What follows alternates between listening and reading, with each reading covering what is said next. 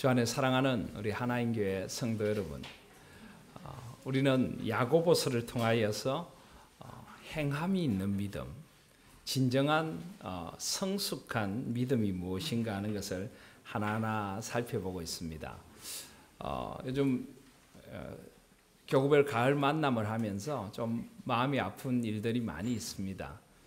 우리 성도님들께서 그동안 신앙생활을 해오신 데에 대해서 신앙생활을 하면서 받으신 상처들을 이야기하시면서 이렇게 우시는 모습들을 많이 만나게 됩니다.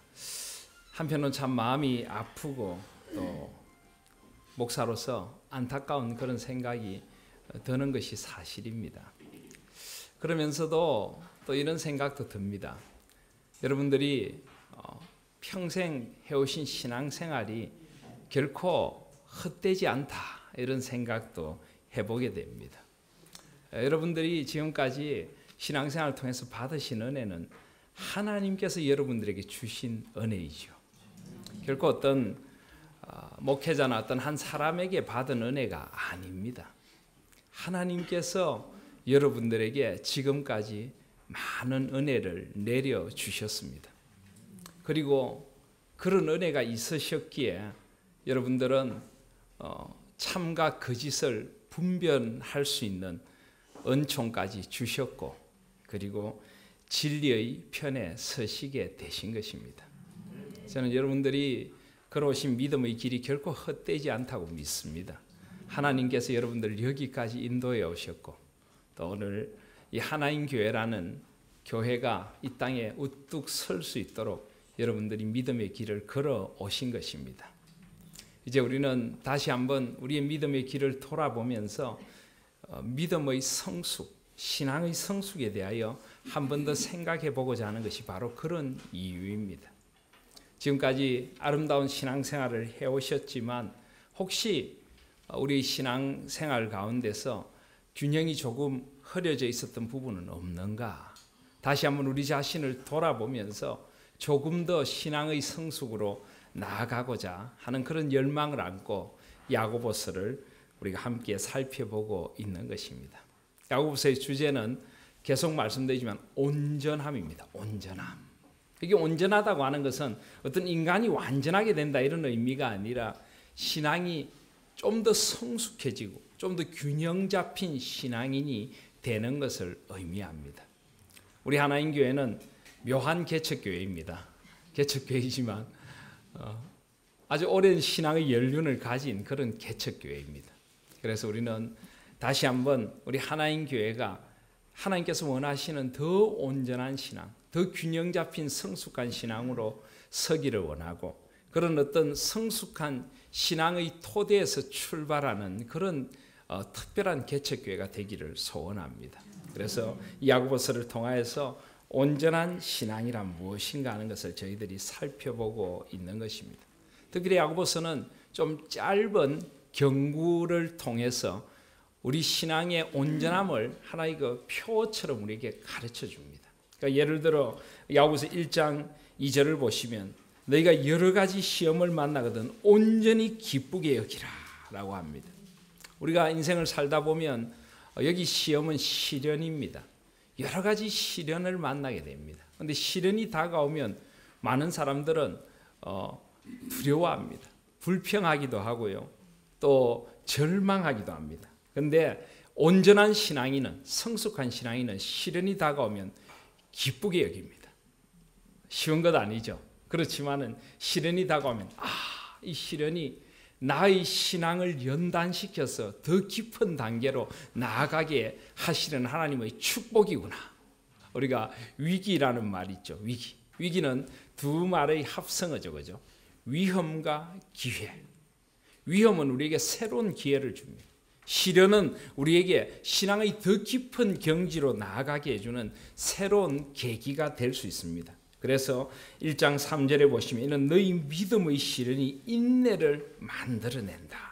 그리고 4절에 보면 인내를 온전히 이루라. 이는 너희로 온전하고 구비하여 조금 더 부족함이 없게 하려 합니다. 결국 신앙이 어린 사람들은 시련 앞에서 넘어지기도 하고 좌절하기도 하지만 신앙이 점점 성숙해질수록 우리 삶의 시련이 다가올 때도 그 시련을 통하여 오히려 신앙이 더 깊어지고 인내가 더 깊어지고 더 온전해지는 계기로 삼는 것이 성숙한 신앙인이라는 것입니다. 어떤 의미에서 우리 하나님교회 성도님들은 신앙의 큰 시련을 만났습니다. 그런데 그 시련을 인내하고 이제 더 성숙한 자리로 나아가는 계기로 만드신 분들이십니다. 그래서 우리는 어떤 면에서는 이 야고보서를 살아가는 공동체라고 할 수 있을 것입니다. 이런 식으로 신앙의 성숙에 대해 우리에게 가르쳐 줍니다. 1장 9절에도 보면 낮은 형제는 자기의 높음을 자랑하고 부한 형제는 자기 낮아짐을 자랑하라. 우리는 신앙이 깊어갈수록 세상에 가진 것 또 가지지 못한 것 그것이 우리 마음을 흔들지 않는 신앙인이 되어지게 되는 것입니다. 오히려 우리는 가난할 때 영혼의 부요를 누립니다. 그 가난한 가운데 찾아오신 하나님의 은혜를 더 깊이 누리는 것입니다. 우리는 좀 부하다고 해서 자랑하지 않습니다. 오히려 더 겸손하게 이 모든 것이 하나님 주신 은혜입니다.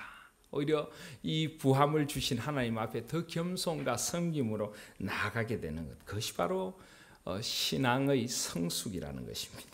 또 12절에 보시면 시험을 참는 자가 복이 있다. 여기 시험은 시련이 아니라 우리를 유혹하는 유혹입니다. 우리는 유혹의 때에는 참고 이겨야 됩니다. 그리고 하나님을 바라보면서 이겨야 됩니다. 이것이 바로 성숙한 신앙인인 것입니다. 그리고 1장 19절에 보시면 성숙한 신앙인은 듣기는 속히 하고 말하기는 더디하고 성내기도 더디합니다. 제가 우리 성도님 중에 한 분 차를 잠깐 탄 적이 있는데 그 차에 그 운전석 앞에 딱 보이는 곳에 이 말씀을 붙여놓으셨더라고요. 듣기는 속히 하라, 말하기는 더디하라, 성내기도 더디하라. 제가 아주 감동을 받았습니다. 차를 탈 때마다 보시면서 특별히 운전할 때 이걸 보시는 게 굉장히 중요합니다. 우리 그런 말이 있습니다. 우리 그리스도인들은 특별히 교회에 어디에 은혜가 제일 많이 쌓여 있는지 아십니까? 주차장에 제일 많이 쌓여 있습니다. 주일에 은혜 받고 딱 주차장에 와서 차 시동을 걸면서 거기에 은혜를 내려놓고 출발합니다. 그래서 출발해가지고 가다가 그냥 막 누가 끼어들면 그냥 화내고 그냥 빵빵거리고 쌍라이트 켜고 그러니까 은혜를 주차장에 다 쌓아두고 출발하는 거예요. 주일날 받은 은혜 주차장에 다 쌓아둡니다. 주차장에 쌓아두시지 않는 비결 바로 이 말씀을 차에 붙여두시기를 바랍니다. 듣기는 속히 하고 말하기는 더디하고 성내기도 더디하라. 이걸 붙여놓고 다른 차가 좀 끼어든다고 성내실 수 있겠습니까? 더디하시기를 바랍니다. 그래서 아주 야고보서는 이런 식으로 성숙한 신앙인이 어떤 사람인가를 아주 직설적으로 이렇게 가르쳐주고 계십니다. 27절에도 보면 하나님 아버지 앞에 정결하고 1장 27절에 더러움이 없는 경건은 곧 고아와 가부를 그 환난 중에 돌아보고 자기를 지켜 새 속에 물들지 아니하는 것이다. 우린 경건이라고 하면 뭔가 내적인 문제로만 자꾸 생각을 합니다. 하나님 앞에 예배드리고 경건한 자세로 기도하고 경건한 모습으로 예배드리고 물론 그것도 경건입니다만 경건은 그리스도를 닮아가는 것입니다. 삶의 모든 자리에서 고아와 가부를 돌아보고 낮은 자들의 자리에 함께 내려가서 섬기고 이것이 바로 진정한 경건이고 그 사람이 신앙의 진정한 성숙한 경건을 이루는 사람이라는 것입니다. 지난주에도 우리는 사람을 외모로 취하지 말라 하는 말씀을 들었습니다. 사람을 그가 가진 것이나 그가 가진 어떤 배경이나 어떤 부나 어떤 외모나 이런 것으로 사람을 함부로 판단하고 차별하지 말라는 것입니다. 여러분 물어보고 싶습니다. 지난 한 주간 이 말씀을 가슴에 새기며 사셨습니까? 사람을 외모로 함부로 차별하지 않고 그 사람이 가진 하나님의 형상으로서 창조주 하나님의 형상으로서의 고귀함으로 대하셨습니까? 그 사람 한 사람이 나에게 꼭 필요한 존재이고 이 세상에 꼭 필요한 존재라는 그런 소중함으로 대하셨습니까? 특별히 그리스도의 은혜 아래에 우리는 사람들을 바라볼 수 있어요. 십자가의 은혜 아래서 사람을 외모로 취하시지 마시기를 바랍니다. 이런 식으로 야고보서는 우리의 신앙을 더 깊은 성숙의 자리로 더 실천적인 성숙의 자리로 그리고 더 깊은 균형의 자리로 이끌어 줍니다. 우리 오늘 말씀은 바로 그런 이제 야고보서의 논쟁을 이어가던 야고보께서 이제 본격적으로 어떻게 보면 야고보서의 가장 중요한 주제를 다루고 있습니다. 그러니까 이 주제를 다루고 있는 부분을 이렇게 좀 뒤쪽에 둔 것이 조금 이상하기도 합니다. 아주 실천적인 것들을 먼저 이야기한 후에 주제를 다루고 있는 부분을 한중간에 두고 있습니다. 뭐 여러 가지 이유가 있겠습니다만은 제가 전에 그런 말씀드렸죠. 성경의 어떤 샌드위치 구조라고 해가지고 제일 양쪽에 뭐가 있습니까? 샌드위치나 햄버거를 보면 빵이 있죠. 그 안에는 뭐가 있습니까? 대칭을 이루고 있죠, 그죠? 그 안에는 뭐 양파도 있고 양상추도 있고 치즈도 있고 토마토도 있고 그러다가 제일 한가운데 뭐가 있습니까? 패티, 고기 덩어리가 있죠. 그게 가장 중요한 것입니다. 이처럼 야고보서를 하나하나 성숙한 신앙이 실제로 어떻게 나타나야 되는가를 하나하나 가르쳐 나가다가 그 한가운데쯤에 그래서 진정한 신앙이란 이런 것이다 하고 강조를 하고 있는 것입니다. 또 어떤 면에서는 이런 면도 있을 것 같습니다. 야고보께서 하시는 말씀을 듣고 있던 공동체에서 뭔가 좀 의문도 조금 일었을 겁니다. 자꾸만 행함을 강조하니까 그러면은 믿음은 어떻게 되는 것인가? 우리가 뭐 행함으로 구원받는 것이 아닌데 믿음으로 구원받는다고 사도 바울께서는 가르치셨는데 그건 또 어떻게 되는 건가? 이런 질문을 이제 좀 가질 수도 있을 것입니다. 그래서 그런 문제에 대해 답을 하면서 진정한 믿음은 반드시 행함과 함께 나타나야 한다. 이것을 오늘 강조하기 위하여 가르쳐주고 계시는 말씀입니다. 초대교회 공동체는 이것이 굉장히 고민이었을 것 같습니다. 그런데 어떻게 보면 우리는 그것을 당연하게 여길지도 모르겠습니다. 믿음은 반드시 행함하고 함께 가야지 이렇게 당연하게 여길지도 모르겠습니다. 그러나 여러분 한번 물어보고 싶습니다. 우리는 이 신앙생활이라고 합니다. 믿고 믿는 대로 산다라고 하는데 여러분 믿음대로 살고 계십니까? 받은 은혜대로 살고 계십니까? 제가 지난주일에 덕분 내 인생을 살아가자고 그렇게 제가 간절히 말씀을 드렸습니다. 지난 월요일에 어느 교구의 신방을 갔더니 어느 집사님이 제 설교를 들으면서 자꾸 이름이 바뀐다고 하더라고요. 한때는 김겨자로 바뀌었다가 이제는 김덕분으로 바뀌었습니다. 이렇게 고백을 하는 분이 있는데 여러분 어떻게 지난 3일을 돌아보시면서 덕분 내 인생 사셨습니까? 그렇게 사셨다면 감사한데 우리는 말씀은 듣는데 말씀대로 행하지 않는 경우들이 많이 있습니다, 사실. 그래서 오늘 야고보께서는 이 말씀, 우리가 듣는 믿음의 말씀이 우리 행함으로 반드시 드러나야 된다는 것을 아주 강하게 역설하면서 행함이 없는 그리스도인들을 흔들어 깨우는 것입니다. 어쩌면 오늘 이 시대의 그리스도인들이 들어야 할 말씀인지 모르겠습니다. 예수님께서 바리새인들을 보고 뭐라고 했습니까? 그 말은 듣지만 그 행위는 본받지 마라. 목회자들 가운데도 말은 번지를 하는데 행함이 없는 사람도 있죠. 우리도 돌아봐야 합니다. 말과 행함이 함께 가고 있는가? 우리 믿음과 행함이 함께 가고 있는가? 야고보께서는 그것을 강하게 이야기하시면서 이 야고보서의 가장 중요한 주제를 한가운데 놓아서 오늘 우리에게 가르치고 있는 것입니다. 오늘 14절 말씀을 보시면 내 형제들아 만일 사람이 믿음이 있노라 하고 행함이 없으면 무슨 이익이 있으리요? 그 믿음이 능히 자기를 구원하겠느냐? 이것은 입으로는 믿음을 이야기하면서 입으로는 신앙을 이야기하면서 삶이 없는 생활이 사라진 그리스도인들을 전체를 향한 질책이라고 할 수가 있습니다. 내 형제들아 만일 사람이 믿음이 있노라고 말은 하면서 그 믿음이 삶에서 나타나지 않는다면 그가 결국 무슨 이익이 있겠느냐? 이 무슨 이익이 있겠냐는 것은 결국 그가 하나님 나라에 어떤 유익을 주겠느냐는 것입니다. 하나님의 자녀로서 어떤 하나님께 기쁨을 주겠느냐는 것입니다. 결국 우리의 삶에도 우리의 믿음이라는 것이 행함이 없다면 결국은 어떤 열매, 어떤 이익이 있겠느냐고 우리에게 물음을 던지고 있는 것입니다. 그러면서 더 강하게 이런 말을 합니다. 그 믿음이 능히 자기를 구원하겠느냐. 예? 여기서 이제 구원의 문제가 나오니까 우리는 조금 헷갈립니다. 그러면 행함이 없으면 구원 못 받는다는 말입니까? 믿음으로만 구원받는 건 아니라는 말입니까? 24절 말씀을 보시면 좀 더 강하게 이렇게 이야기합니다. 이로 보건대 사람이 행함으로 의롭다 하심을 받고 믿음으로만 아니니라. 우리가 믿음으로 의롭다함을 얻는다. 이것이 바로 로마서에서 주장하는 가장 중요한 교리입니다. 이신칭의. 믿음으로 말미암아 의롭다 칭함을 받는다. 또는 이신득의. 믿음으로 말미암아 의롭다 하심을 얻는다.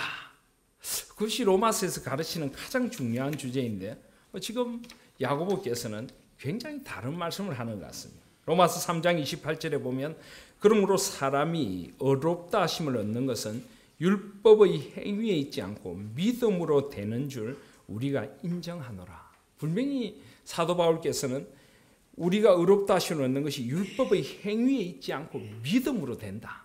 분명히 이렇게 말씀하셨지 않습니까? 그런데 오늘 야고보께서는 2장 24절에 보시면 사람이 행함으로 의롭다 하심을 얻는다. 믿음으로만 아니니라 라고 말씀을 합니다. 이것이 얼핏 보면 모순되어 보입니다. 그러나 이것은 결코 모순되는 것이 아니고 상호 보완이 되는 것입니다.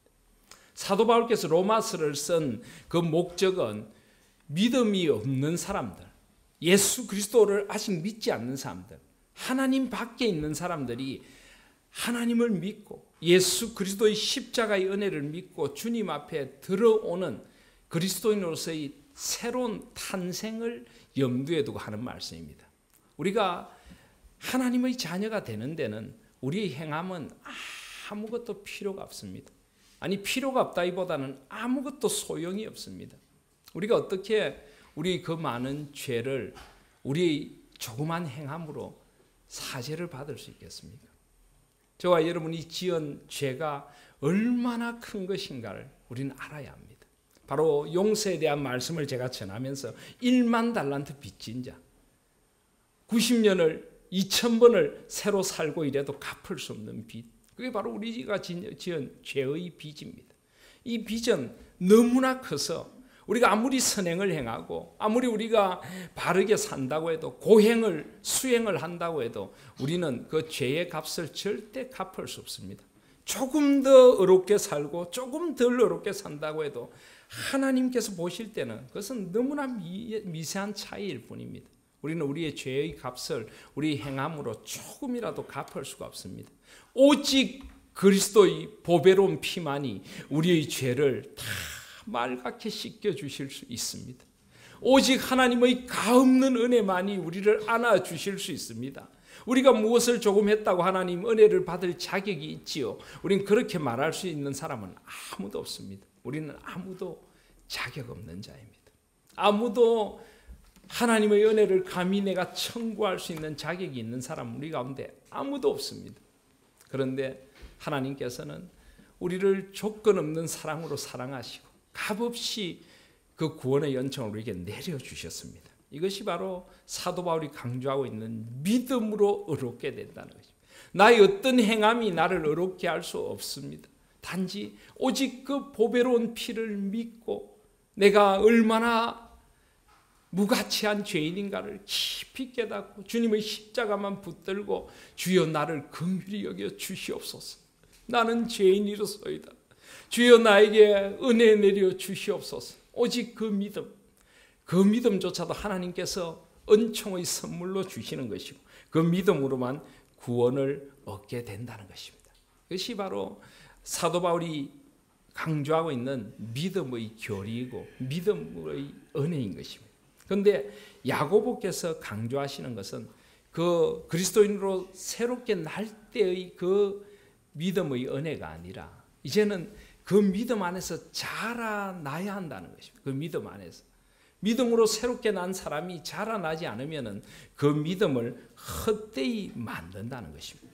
그래서 오늘 24절 말씀을 가만히 보시면 이로 보건대 사람이 행함으로 의롭다 하심을 받고 믿음으로가 아니니라 라고 하지 않고 믿음으로만 아니니라. 이 만이 중요합니다. 우리 분명히 믿음으로 의롭다함을 받지만은 우리가 의롭다함을 받은 사람답게 살아가서 그 하나님의 그 은혜에 우리가 보답하고 행함을 통하여 우리의 믿음이 온전한 자리로 나아가져야 한다는 것입니다. 마치 이런 비유를 들 수 있을 것 같습니다. 예를 들어 우리가 아이를 낳는데 아이가 뭐 할 수 있는 게 있습니까? 아무것도 없죠, 그죠? 오직 부모가 그냥 아이를 가지게 되고, 물론 그것도 하나님께서 주시는 거지만은 어머니의 태 속에서 자라게 되고, 그죠? 그리고 아이가 태어납니다. 아이가 태어나서 우리의 자녀가 되는 데는 아이가 할 수 있는 건 아무것도 없습니다. 오직 하나님, 그리고 하나님께서 부모를 통하여 아이를 태어나게 합니다. 아이가 새롭게 태어나는 것은 오직 부모의 은혜이고 하나님의 은혜이죠. 자, 그런데 이제 아이가 그 부모의 사랑으로 이제 자라납니다. 어릴 때도 자기가 할 수 있는 게 아무것도 없죠. 똥기저귀, 오줌기저귀 다 갈아주고, 진자리 마른 자리 갈아니고, 그죠?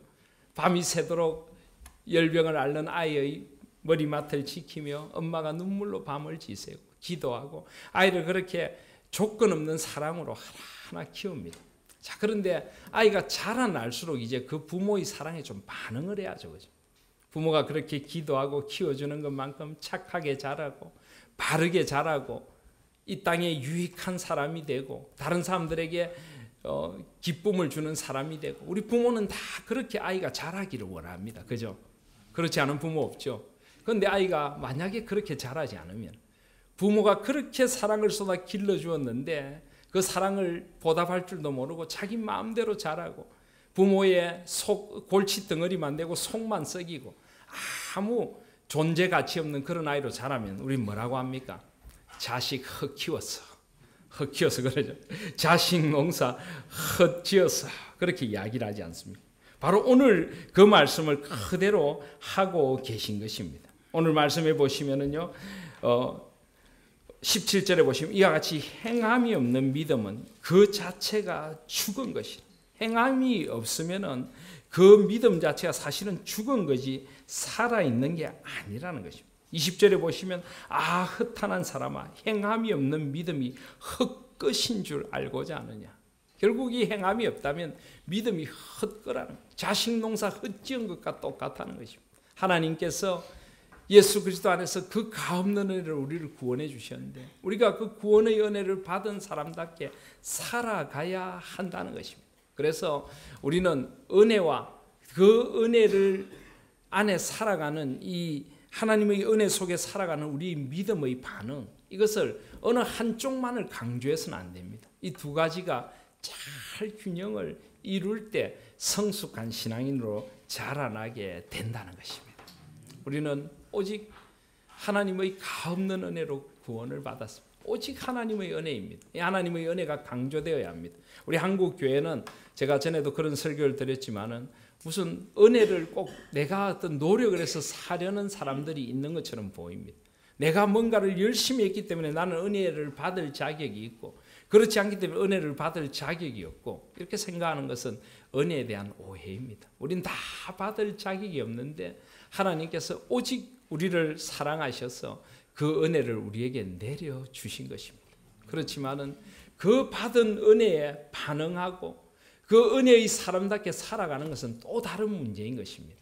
우리가 그 은혜의 사람으로 은혜를 받은 사람답게 살아가지 못하면 결국은 하나님도 참 마음이 아프시고 우리가 받은 은혜를 결국 헛것으로 만드는 것입니다. 그래서 참된 믿음이란 그 은혜로 말미암아 주어지는 것이지만 또 하나님을 믿는 믿음 안에서 우리의 믿음이 자라나고 행함으로 나타나고 그럴 때 우리의 구원이란 것이 온전해지는 것입니다. 그래서 오늘 바로 그 말씀을 우리에게 하고 계시는 것입니다. 그래서 오늘 14절에 보시면은 그 믿음이 능히 자기를 구원하겠느냐 한 후에 15절 16절에 보면은 야고보의 굉장한 큰 관심인 사회적인 관심을 또 보여줍니다.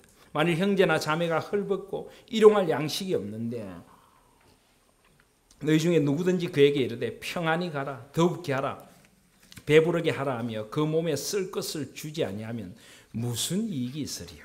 너무나 분명하게 우리에게 신앙의 깨달음을 주고 있습니다. 그렇지 않습니까? 날이 점점 추워지는데 이런 추운 날씨에 누가 헐벗고 당장 먹을 끼니도 없는데 우리가 그 사람을 도와주지는 못할 망정 말로만 만약에 이렇게 한다면 그에게 평안히 가십시오. 아무것도 가진 게 없는데 좀 따뜻하게 하시지요. 아무것도 먹을 게 없는데 좀 드시지 않고 그러십니까? 아무것도 몸에 쓸 것 주지 않으면서 아이고 잘 지내셔야죠. 이런 사람이 이게 도대체 말이 되느냐는 거죠. 마치 우리가 내가 믿음 안에 거하노라고 아무런 행함도 없다면 바로 그렇게 말뿐인 신앙인이 된다는 것이죠. 말뿐인 신앙인. 특별히 우리 한국의 그리스도인들은 죄송하지만은 말뿐인 신앙인이라는 이야기를 참 많이 듣습니다. 물론 우리 중에 안 그런 분들이 많이 계시지만은 그러나 또 그리스도인들 가운데 그런 사람들도 많습니다. 그래서 뭐라고 합니까? 예수님 안 믿는 사람들이 전에도 드린 말씀이지만은 예수쟁이들은 말꾼이다, 말뿐이다. 그래서 예수쟁이들은 물에 빠지면 입만 동동 뜬다. 뭐 이런 말도 하지 않습니까? 우리가 좀 새겨 들어야 합니다. 그래서 정말 우리가 믿음의 사람답게 살고 있는가? 우리 삶의 자리에서 정말 저 사람을 보면 정말 하나님께서 살아계신 것 같아. 정말 그리스도인으로서 삶이 좀 다르다 하는 그런 우리가 삶을 보여주고 있는가 하는 것을 우리는 돌아봐야 합니다. 우리 교회가 이제 이렇게 하나인 교회로 서면서 많은 분들이 우리 교회 전도지를 좀 만들어야 되겠습니다 하는 이야기를 합니다.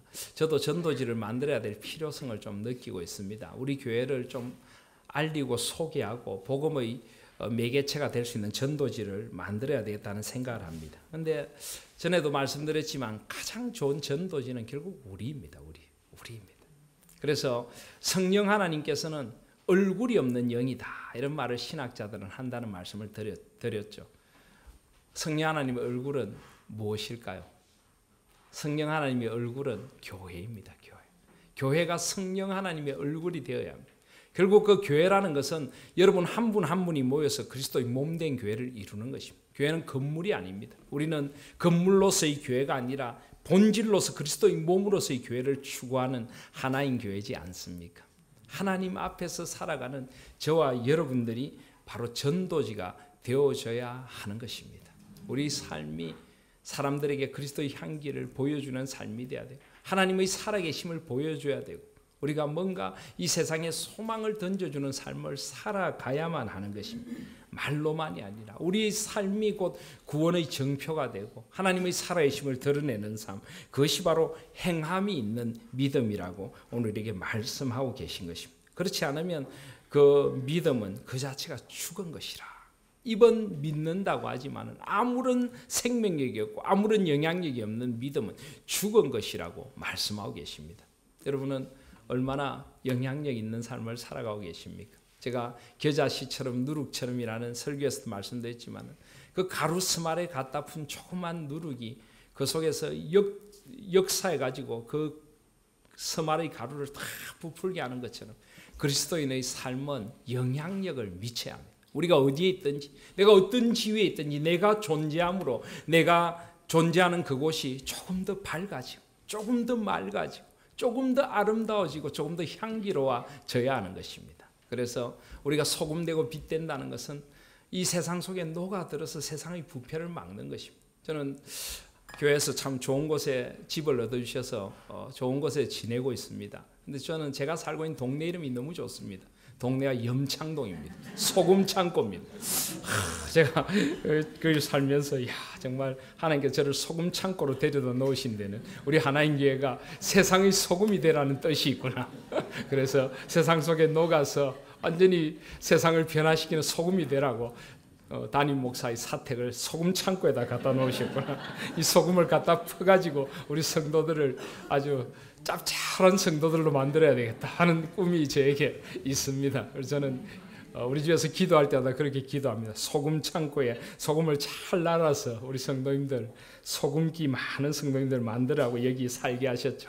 이런 꿈이 저에게 있습니다. 우리가 그런 영향이 있는 그리스도인이 되는 것, 그것이 바로 행함이 있는 믿음이라고 우리에게 가르쳐주고 계십니다. 그러면서 또 아주 재미있으면서도 가슴이 섬뜩한 이야기 하나를 우리에게 들려줍니다. 18절에 보시면은 혹이 가로되 너는 믿음이 있고 나는 행함이 있으니 행함이 없는 내 믿음을 내게 보이라. 나는 행함으로 내 믿음을 내게 보이리라 라고 합니다. 어떤 사람이 이렇게 이야기한다는 것입니다. 나는 믿음은 있는데 행함은 없다. 또 어떤 사람은 나는 행함은 있는데 이 행함을 가지고 내 이 믿음을 보여주겠다라고 합니다. 이뿐인 믿음은 보여줄 게 없다는 것입니다.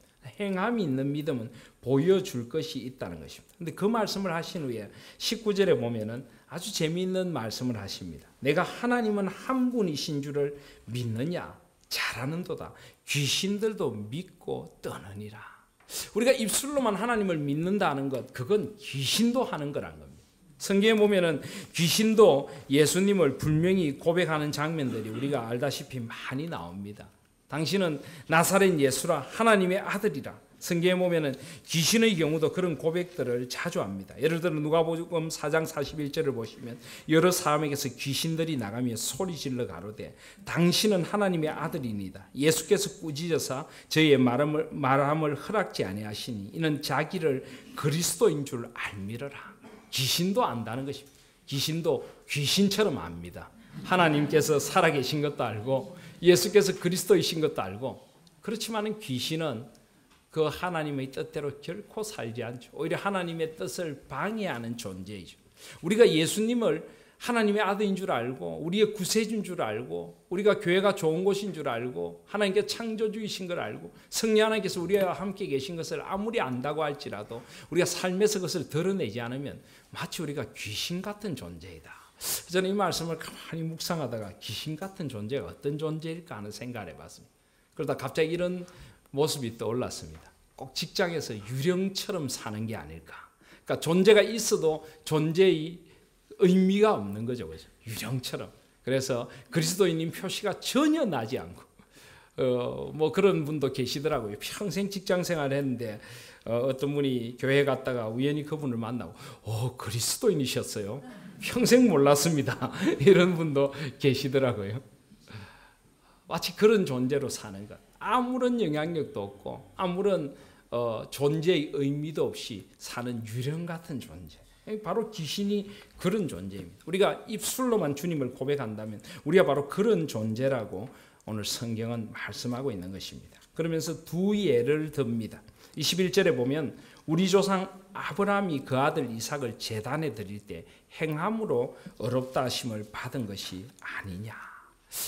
아브라함이 행함으로 어렵다 하심을 받았다라고 말합니다. 이것 또한 로마 4장 1절 이하에 보시면 4장 2절에 만일 아브라함이 행위로서 어렵다 하심을 받았으면 자랑할 것이 있으려니와 하나님 앞에서는 없느니라. 3절에 성경이 무엇을 말하느냐. 로마 4장 3절에 아브라함이 하나님을 믿음에 그것이 그에게 의로 여겨진 바 되었다. 하나님을 믿음에 의로 여겨진 바 되었다.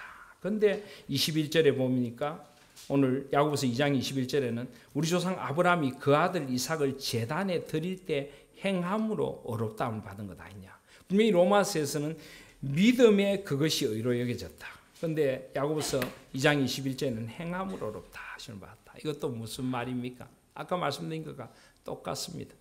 이 아브라함이 믿음으로 어렵다함을 받았다는 것은 창세기 15장 6절에 나오는 말씀입니다. 아브라함이 여호와를 믿으니 여호와께서 이를 그의 의로 여기셨다. 이것은 하나님께서 아브라함에 찾아오셔서 아브라함 언약을 맺고 아브라함이 믿음의 조상으로 하나님 앞에 서게 되는 과정에서 주어진 것입니다. 그런데 아브라함이 이삭을 제물로 바친 것은 아브라함의 인생의 거의 마지막 때입니다. 그는 믿음의 한 생을 살아갔습니다. 그도 하나님의 약속을 의심하기도 했고 하나님의 약속 앞에 웃기도 했고 여러 가지 실수들이 있었지만 하나님께서 그를 조금씩 다듬어 가셨어요. 이제 창세기 22장에 온전히 거의 그 독자 이삭, 그 늦게 본 아들, 언약의 아들까지도 하나님께 드리라 할 때 하나님 앞에 온전히 드리는 그 행위, 이것이 바로 아브라함의 믿음의 절정이었다는 것입니다. 저는 우리 하나님께 성도님들도 이런 믿음의 사람들이 되기를 소원합니다. 하나님 앞에서 오직 믿음으로 구원을 얻는 자리로 우리는 인생의 새로운 삶을 시작했지만 그 믿음의 자리가 점점 깊어져 갔어요. 아브라함처럼 인생의 마지막에는 그 독자까지도 하나님을 온전히 믿는 믿음으로 드릴 수 있는 그런 믿음의 소유자로 자라가는 것. 이것이 바로 믿음의 사람이 행함으로 말미암아 점점 더 어려워지고 점점 더 하나님과 가까워지는 것입니다. 그래서 여러분, 의롭다 하는 것을 너무 우리가 어떤 우리가 신분의 변화로서의 의롭다함도 있습니다. 우리는 죄인이었지만 하나님께서 우리를 온전히 예수 그리스도 안에서 우리를 의롭게 해주셨습니다. 우리는 의로운 신분이 되었습니다. 그런데 의로운 신분이 되었으면 우리가 의로운 사람처럼 살아야 하는 것입니다. 의로운 사람처럼 살아야 하는 것입니다. 하나님, 우리가 열심히 살아서 의로워지는 건 아니지만은 우리 같이 가치 없는 존재를 하나님께서 의롭다 해주셨기에 우리는 의로운 사람처럼 이제는 살아가야 합니다.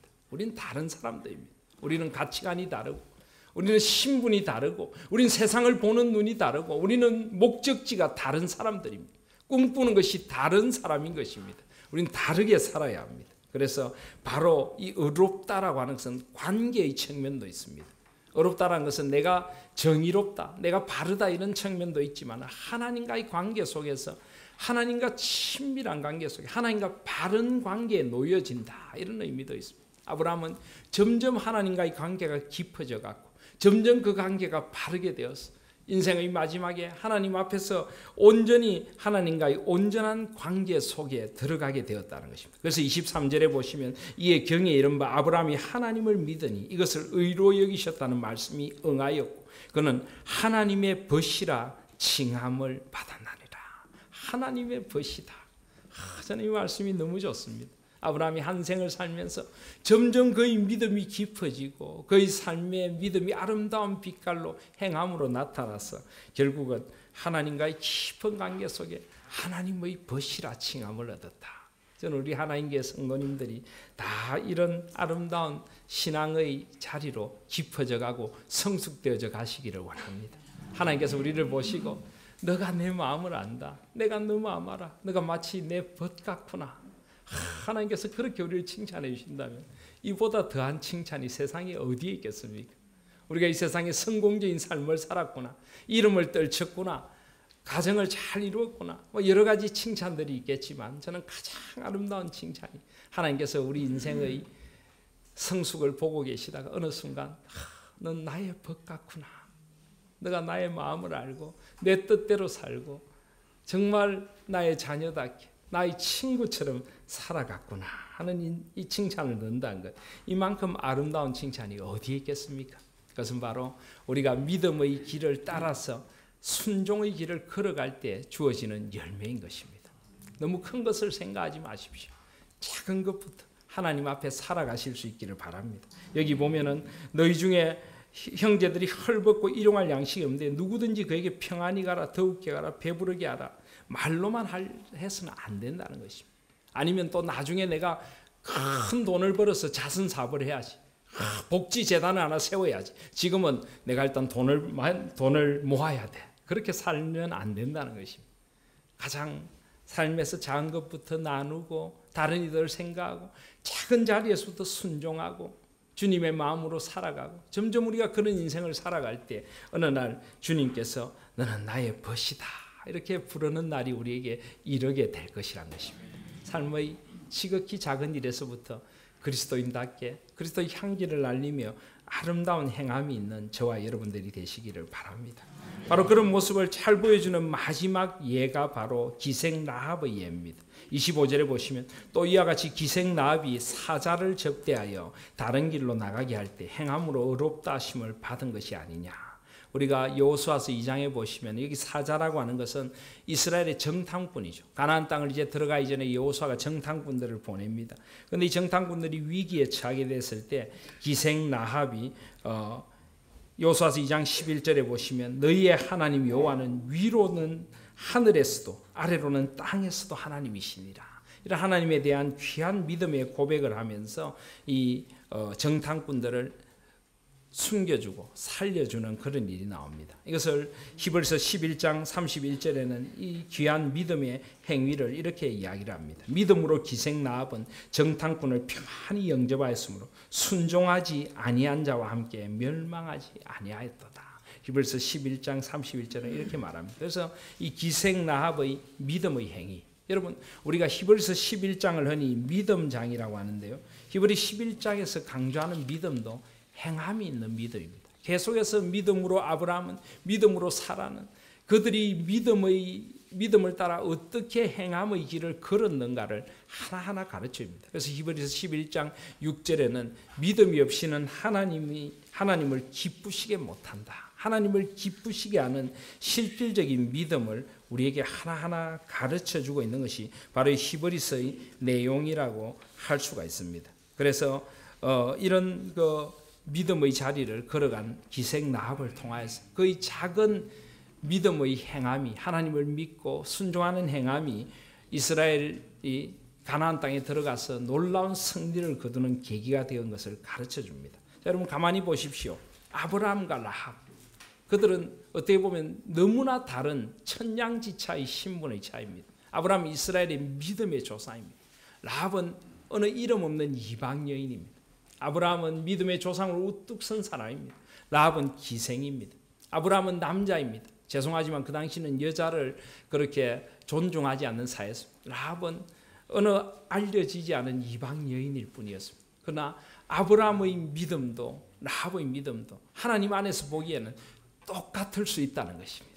그가 믿음의 자리에서 하나님의 뜻을 순종하고 하나님의 뜻을 따라 살아갈 때 라합도 아브라함처럼 소중한 존재, 귀한 존재가 되어 길이 남을 이름으로 남아있을 수 있다는 것입니다. 사랑하시는 여러분, 바로 우리도 이런 아름다운 이름을 얻을 수 있습니다. 저와 여러분도 어쩌면 미미한 존재일지 모릅니다. 어쩌면 이 땅에서 별로 사람들의 주목을 못 받는 존재일지 모릅니다. 그러나 우리가 믿음을 따라서 하나님의 그 믿음을 우리 삶에서 실천하고 행하면서 우리의 손을 펴서 믿음의 선함을 드러내고 그리스도의 향기를 드러내고 우리가 살아간다면 우리 살아간 자리가 세상에서는 미미할지 몰라도 하나님 보시기에는 아브라함과 똑같은 자리로 여김을 받을 수 있다는 것입니다. 저는 이게 얼마나 큰 위로와 소망이 되는지 모릅니다. 사랑하시는 우리 하나님의 성도 여러분, 오늘 이 믿음이 반드시 행함과 함께 가야 함을 역설하는 이 역설 앞에 깊이 귀 기울일 수 있는 저와 여러분들이 되시기를 바랍니다. 주님은 안타까운 마음으로 지금 외치고 계십니다. 우리 한국 교회를 향하여 외치고 계신 것인지 모릅니다. 입술만 있는 그리스도인들, 말로만 떠드는 그리스도인들, 삶이 없는 그리스도인들, 신앙만 있지 생활은 없는 그리스도인들, 그들을 향하여 주님은 지금 아픈 마음으로 이 말씀을 주고 계신지 모르겠습니다. 그래서 26절에 보면 영혼 없는 몸이 죽은 것 같이 행함이 없는 믿음은 죽은 것이니라. 어쩌면 한국교회가 대사회적인 영향력을 미치지 못하는 면에서는 죽은 교회라고 해도 과언이 아닐지도 모른다는 생각이 듭니다. 이제 우리 하나님 교회는 하나님 앞에서 살아있는 교회가 될 수 있기를 소원합니다. 하나님 앞에서 우리의 믿음을 행함으로 보여주고 이 땅의 영향력으로 보여주고 섬김과 나눔과 밝음과 맑음으로 보여주고 정말 소금 창고처럼 이 세상 속에 들어가서 세상의 어둠들을 몰아내고 세상의 썩음들을 몰아내고 주님 앞에 하나님 나라를 비록 겨자씨 하나를 갖고 누룩 같은 우리이지만 하나님 나라를 이루어갈 때 하나님께서 우리를 통하여 이 땅에 교회들을 살려주시고 이 땅에 이 잘못된 이 세상을 하나님께서 살려주시는 일들을 해주실 줄 믿습니다. 내가 라합 같을지라도 주님 앞에 아름답게 쓰임 받을 수 있다는 것을 기억하시면서 주님 앞에 우리의 선자리가 어떠한 자리든지 믿는 만큼 살아가실 수 있는 저와 여러분들이 되시길 바랍니다. 나의 삶의 자리에서 믿음이 행동으로 드러나고 행함으로 드러나고 순종으로 드러날 때 우리를 통하여 주님의 나라가 이 땅에 임하게 될 것입니다. 그 복된 삶을 살아가는 우리 하나님 교회가 될 수 있기를 주님의 이름으로 소원합니다. 아멘. 우리 이 시간 기도 드리시겠습니다.